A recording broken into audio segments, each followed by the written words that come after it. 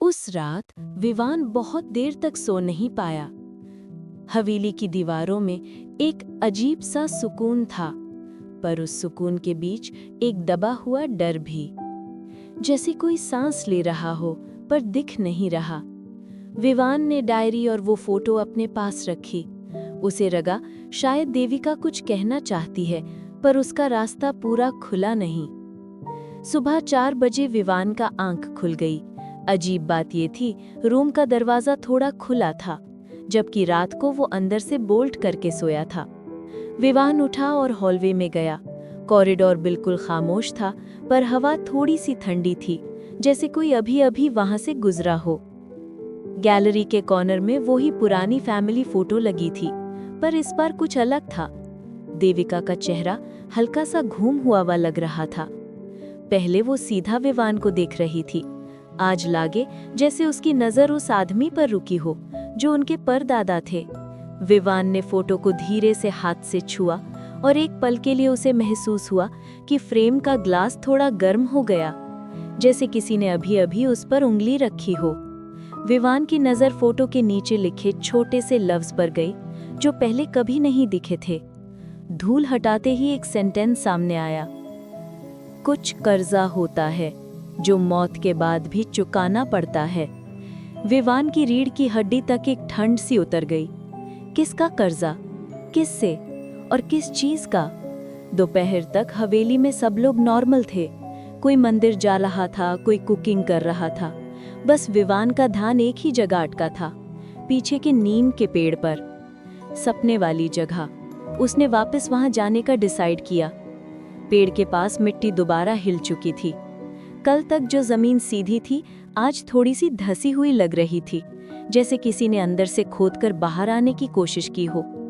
विवान ने मिट्टी को हिलाने की कोशिश की, पर इस बार मिट्टी नीचे से गर्म थी।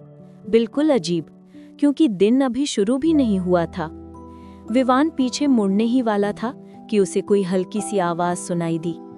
ऐसी आवाज जैसे कोई नीचे से फसफसा कर रहा हो। विवान।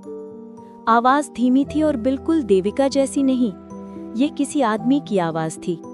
विवान एक पल के लिए रुका।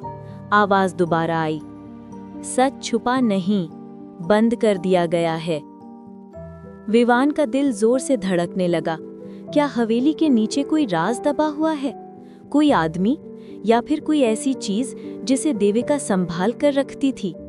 उस रात विवान ने डायरी फिर पढ़नी शुरू की। पन्नों के बीच एक पुराना कागज का टुकड़ा अटका था, जो पहले नजर नहीं आया।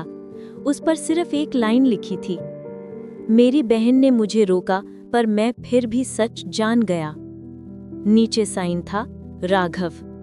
विवान को तुरंत याद आया, राघव उनके परदादा का असली नाम था। मतलब देविका की बहन नहीं, देविका की बहन के पति। पर देविका उनकी फोटो में इतनी पास क्यों थी? और राघव इतनी बात क्यों छुपा रहा था? डायरी के लास्ट पेजेस में ये लिखा था, वो रात जब सब बदल गया। और उसके आगे सारे लफ्ज काले स्याही से काट दिए गए थे, जैसे किसी ने जानबूझकर सच को मिटा दिया हो। विवान अब डर और क्यूरियोसिटी के बीच फंसा हुआ था। दिल के किसी कोने में लग रहा था कि देविका की रूह उसे बचा रही है, पर उस आदमी की आवाज जो जमीन के नीचे से आई, वो कुछ और ही कह रही थी। उस रात विवान को एक और सपना आया। वो देख रहा था कि देविका वरांडा में खड़ी है, आंखों में गुस्से और दर्द का मिक्स। राघव उससे कुछ कह रहा था, पर आवाज सपने में आती नहीं थी, सिर्फ होठों की मूवमेंट। और फिर नेक्स्ट सीन, राघव जमीन के नीचे गिरता हुआ, जैसे किसी ने धक्का दिया गया हो। सपना खत्म होने से पहले विवान को बस एक पल की क्लैरिटी मिली। देविका के हाथ खून से भरे थे। सपना टूटते ही विवान ने गहरा सांस लिया।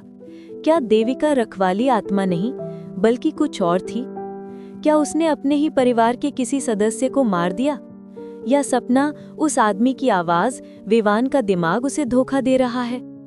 एक बात तो पक्की हो चुकी थी, हवेली की कहानी अब सिर्फ आत्मा की नहीं, ये एक फैमिली क्राइम, एक बिट्रेयल, एक कर्ज की कहानी थी। और इसका असली सच अब विवान को ही ढूंढना था।